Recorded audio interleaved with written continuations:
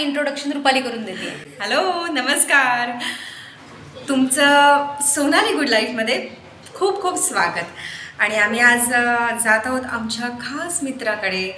आकाश थिटे म्हणून आमचा मित्र आहे, त्याच्या गॅलेक्सी मीडिया लॅबमध्ये आम्ही जातो. चला तर मग तुम्हालाही दाखवतो गॅलेक्सी लॅब कशी आहे ते. हॅलो.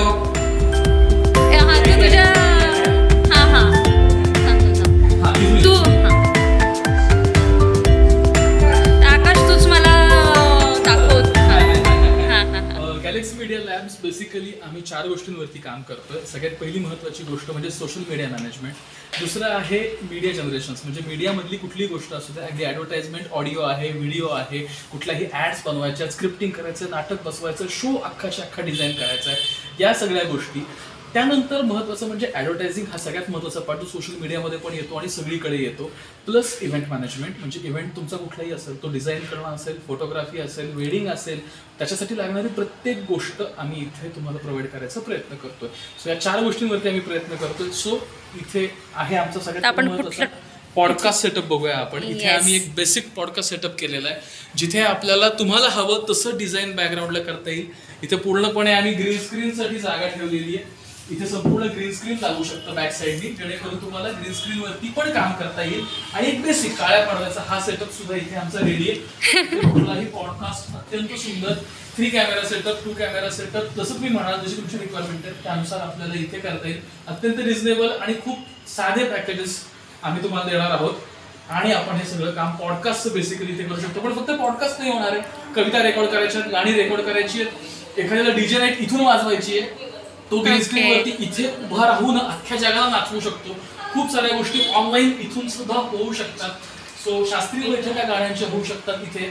भजनाचे जर समजा तुमचं 10-12 जणींचा जर ग्रुप असेल तर तो इथे परफॉर्म करू शकतो. त्याचं तुमचं कायमचं डॉक्युमेंटेशन होऊ शकतं.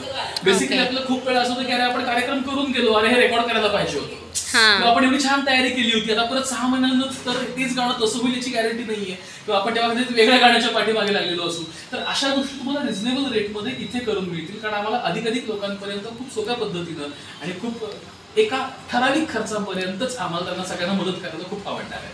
ओके. आणि तू मगाशी कॅमेरे वगैरे दाखवत होता, आणि मगाशी मी एडिटिंग रूम बेसिकली दाखवत होतो. कारण एडिटिंग म्हटलं तर पहिले कॅमेरे महत्वाचे, जिथे पहिल्यांदा तो फुटेज तयार करतो तो कॅमेरा महत्वाचा. सो माझ्याकडे हे कॅमेरे आहेत बेसिकली माझ्या घरातले, माझ्या आजोबा जेव्हापासून काम करायचे तेव्हापासूनचे हे कॅमेरे. जसं की हा जो तुम्ही खूप सिनेमांमध्ये बघितला असेल, हा याशिकाचा कॅमेरा आहे. याच्यामध्ये खरं तर असं वरून बघायचं असतं आणि मग तो माणूस येतो, मग त्याचं कापड टाकतो आणि मग स्माईल, मग तो कापड. हा एक कॅमेरा आहे, हा पण त्या काळातला एक छान पोर्टेबल कॅमेरा आहे. झेनिथ, अपेक्षित आहे ना, असे सगळे कॅमेरे अपेक्षित आहे. अपेक्षितची बेसिकली ही जागा आहे. सोशल मीडियाचा संपूर्ण अपेक्षित बघतो. Social media strategy basically plan करणं, फक्त पोस्ट करणं हा महत्त्वाचा मुद्दा नाही आहे. की तुमच्या प्रोफेशननुसार तुम्हाला काय स्ट्रॅटेजीनी वर्क केलं पाहिजे ती स्ट्रॅटेजी तो ठरवतो. बेसिकली मास कम्युनिकेशन प्लस त्याचं सावित्रीबाई फुलेला त्यांनी हे पण केलंय ना, त्यांनी खूप चांगल्या चांगल्या लोकांसाठी सोशल मीडिया मॅनेजमेंट सुद्धा केलेलं आहे. असं अपेक्षित आहे. बरोबर. आणि ही आमची पूर्णपणे एडिट रूम आहे, बेसिकली एडिट डेस्क आहे. ओके. आणि एडिटिंगची वगैरे काम कोण करतं? येस, 2D डिझायनिंग आणि या सगळ्या गोष्टी आमचा अभिषेक, जो खरं तर येतोय ऑन द वे आहे. त्याची शिफ्ट उशिरा सुरू होते, त्याची शिफ्टच सुरू होते 7 वाजता, त्यामुळे तो उशिरा येतोय. सो तो एडिटिंगचं संपूर्ण काम करतो. व्हिडिओ असेल, 2Dचं असेल, किंवा कोणाचे प्रॉस्पेक्ट्स बनवायचे आहेत, प्रोफाईल्स बनवायचे आहेत, अशा सगळ्या गोष्टींचं काम पूर्णपणे इथे होतं. इव्हन शो डिझायनिंगसाठी लागणारी मोठमोठी पोस्टर्स ती सुद्धा इथेच डिझाईन होतात. आणि मित्रांनो, तुमच्या माहितीसाठी सांगते, आकाश 1000व्या ड्रमचं पूजन जे नाटक होतं त्याचं दिग्दर्शन आकाशनी केलेलं आहे. आणि त्यात मी एक छोटासा रोल केला होता. महत्वाचा रोल होता जो ताईनं केलेला होता, ज्याच्यातलं जे पात्र खरं तर पहिल्या अंकामध्ये त्या स्टोरीमध्ये खरं तर मरतं, पण इतका मोठा इम्पॅक्ट सोडून जातं की नंतर मी कित्येक बायकांना तिच्याबरोबर ज्यांनी ज्यांनी रिलेट केलं ते पात्र म्हणून, त्या लोकांना माझ्यापाशी येऊन रडताना आणि त्यांनी खूप साऱ्या गोष्टी मला सांगितल्या. ते इतकं बेमालूम जे पात्र आहे आमच्या नाटकातलं ते ताईनं केलेलं होतं. आणि त्याचं दिग्दर्शन आकाशनी केलं होतं. येस. आणि त्यात पण येस छोटी कंपनी, पण त्यांचं ते व्हायब्रो म्हणून तो अख्खाच्या ड्रम असतो, त्या ड्रममधून अलाइनमेंट्स, ऑब्जेक्टचा जो पण जॉब आहे त्याचे अलाइनमेंट फायनल होते आणि मग तो पुढे प्रोसेससाठी जातो. मग पुढे छोट्या मोठ्या प्रोसेस होतात त्याच्यावर.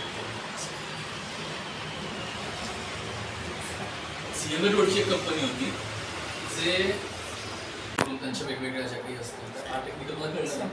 पण जे पाईप आपण आत्ता दुबईमधून बाहेर अमेरिकेतून जे इंटरनेट वायर थ्रू आपल्याकडे येतं, सो त्या वायर सगळ्या समुद्राच्या तळाशी, तर त्या ज्या मेटलच्या रिंगमध्ये असतात किंवा ज्या मेटलच्या पाईपमध्ये असतात ते पाईप मोठे असतात, 2-2 फुटाचे ते मोठे पाईप, आणि त्यांची प्रत्येकाची लेंथ ही साधारण 40-40 फुटाची किंवा 20-20 फुटाची लेंथ आहे त्यांची. त्याच्यामध्ये कुठे काही क्रॅक नाही आहे, ते करण्यासाठी मग ती परत स्पेशल पर्पज मशीन आली ना त्याच्यासाठी.